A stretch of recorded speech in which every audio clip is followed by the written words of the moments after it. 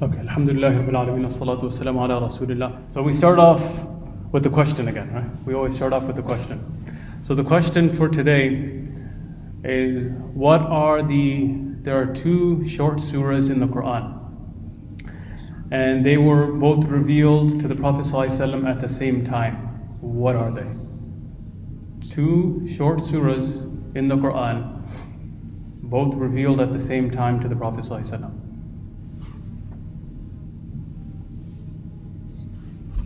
You need a hint, Imam Sahib? No?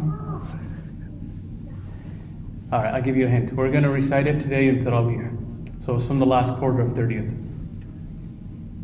Surah Nas. Surah Nas, we need two though. Surah Falaq. Surah Falaq, Surah Nas. You guys agree? Yeah, I would agree. That's correct. That's correct, mashallah. So these two surahs, they were revealed to the Prophet ﷺ at the same time. They both start off as, how do they both start?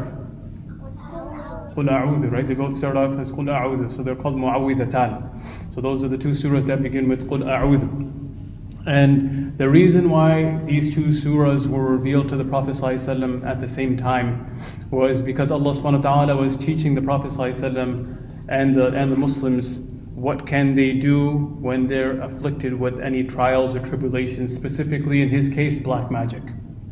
Okay, so Allah subhanahu wa ta'ala taught the Prophet ﷺ these two surahs in replacement for a sentence that they used to say before.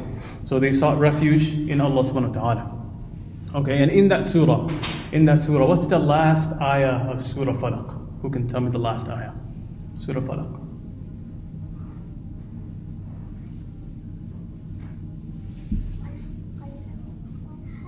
Huh? No. وَمِن شَرِّ حَاسِدٍ إِذَا حَسَدَ. وَمِن شَرِّ حَاسِدٍ إِذَا حَسَدَ, right? So, وَمِن شَرِّ حَاسِدٍ إِذَا حَسَدَ means that you're seeking refuge in Allah subhanahu wa ta'ala from the evil of that individual who is jealous. Okay? When that jealousy that they show when they become jealous. Okay. Now Allah subhanahu wa ta'ala uses the term hasad. Okay, ha, sin, and dal. Hasad. Now when you guys say jealousy, what does that mean? What does it mean to be jealous? Yeah. It means like if someone's like doing something and you want to do it like too, but you don't get it to do it. Okay. So kind of like when I beat you in basketball? Yeah? Oh, okay. I'm just kidding. Okay, yes, so you don't, they're doing something that you're not able to do? Yeah. Okay. Yes, anything else? Or like a toy that you want, like a person has like a toy and you want it. Okay. Is there a specific toy you want for Eid? But your dad left, so. I don't have it. Okay, you don't need a toy. Okay. So yes, so it's kind of, right, so jealousy in these ayahs referring to that, yes, you see somebody else has something, you want them not to have it. Okay, Allah subhanahu wa ta'ala gave them a favor, He gave them a ni'mah, He gave them a blessing, and you want that blessing to be removed from them. You don't want them to have it. So it's very evil, very bad, right? Like you see somebody, they're able to dunk, or they're able to shoot, or they're able to do whatever. You want them not to have it anymore. Okay, so that's a major sin. It's a very, very, very bad sin. That's not good to have. Okay. And what else, in regards to these last few surahs? Before we go to sleep, I kind of hinted towards it already, but let's see if you guys get it. Before you go to sleep, what do your parents tell you to recite? Yes?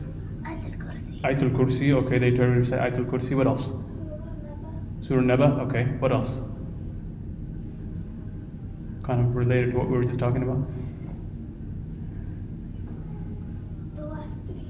Okay, you got the quls, right?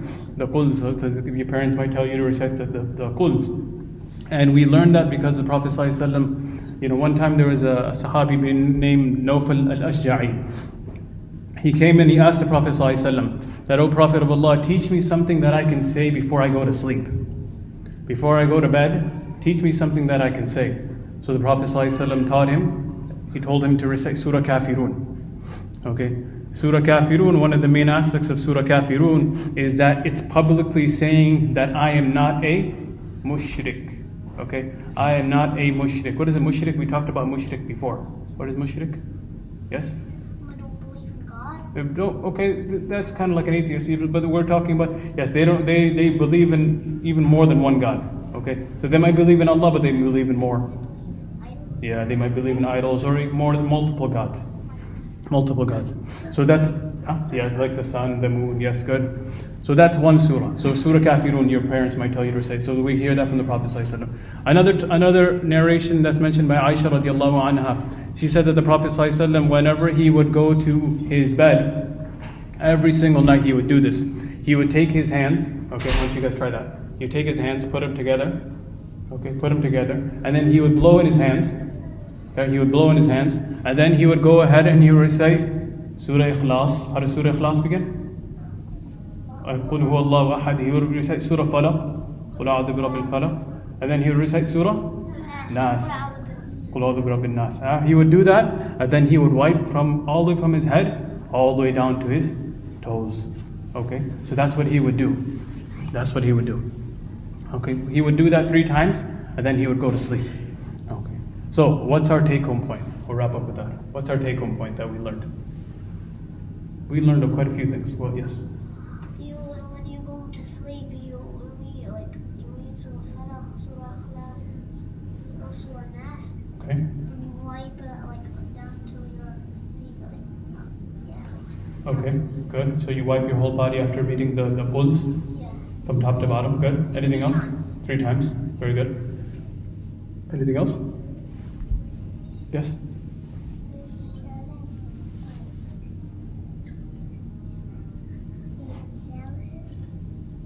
Yeah. Okay, not to be jealous of what other people have. Good, yes? Alright, that's okay. Okay, very good, mashallah. We'll stop here then, inshallah. Subhana rabbika rabbil izzati amma yasifun. Salamun ala al-mursaleen. Walhamdulillahi rabbil alamin.